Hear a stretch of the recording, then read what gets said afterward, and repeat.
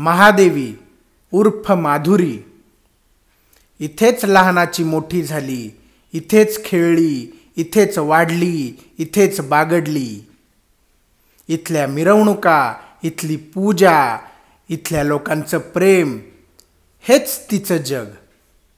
स्वामींनी तर तिला पोटच्या पोरीसारखं जपलं, पोटच्या पोरीसारखं वाढवलं आणि आज तिलाच आपल्यापासून दूर नेलं.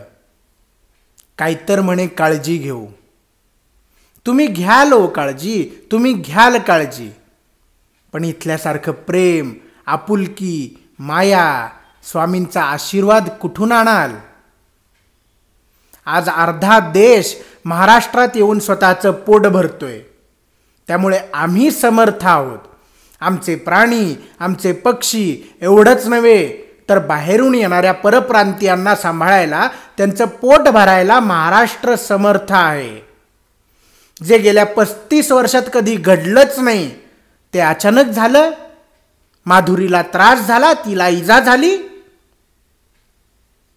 जेव्हा खरंच मूक प्राण्यांना त्रास होतो, त्यांच्यावर अत्याचार केला जातो, त्यांचा हाकनाक बळी दिला जातो, तेव्हा तुम्ही झोपा काढता काय? जेव्हा रस्त्यावरच्या गायी प्लॅस्टिक खाऊन तडफडून मरतात, तेव्हा कुठं जातं तुमचं प्राणीप्रेम? ज्या स्वामींनी तिला पोटच्या पोरीप्रमाणे वाढवलं, ज्या गावकऱ्यांनी तिला जीवापेक्षा जास्त जपलं, तिला त्रास होतोय, तिला इजा होती असं सांगता न्यायालयात? गावकऱ्यांच्या डोळ्यातील अश्रू पाहून, त्यांचा टाहो बघून तुम्हाला खरंच असं वाटतंय की तिला त्रास होत असेल, तिला इजा होत असेल? बघा म्हणजे तुमचं तुम्हालाच पटतंय का? शेवटी एवढीच इच्छा नाही तर विश्वास व्यक्त करतो की आपली माधुरी परत येणार, 100% परत येणार. कारण माधुरी आपली होती, आपली आहे आणि आपलीच राहणार. समजलं?